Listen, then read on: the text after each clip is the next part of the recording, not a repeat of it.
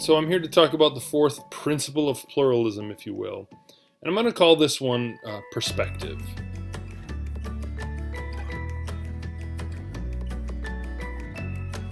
We talked a little bit last week about cognitive bias, and one of those, and there are many of them, but one of them we didn't talk about, one of the cognitive biases that we all tend to have, is called declinism. And declinism is the tendency to remember the past as better than it was.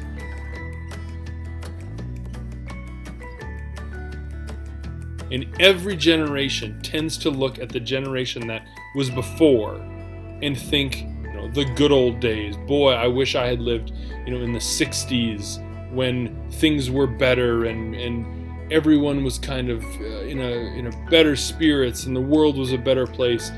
And every generation, as they age, looks at the upcoming generation and thinks, oh my goodness, what hope do we have left? There's an author I really like, Douglas Adams. He's probably most well known for his writing Hitchhiker's Guide to the Galaxy.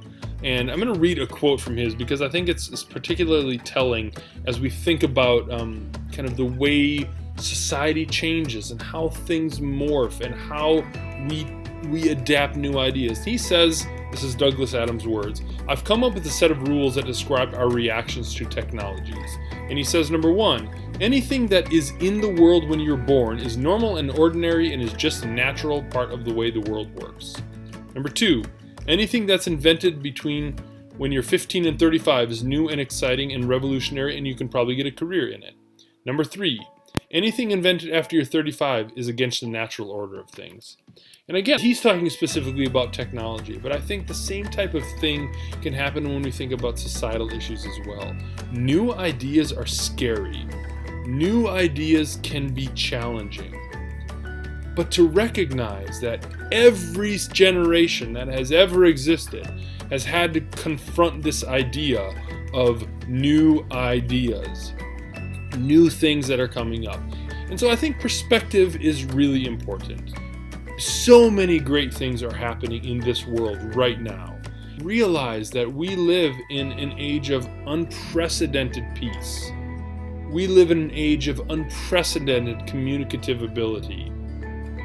We can travel the globe. Perspective.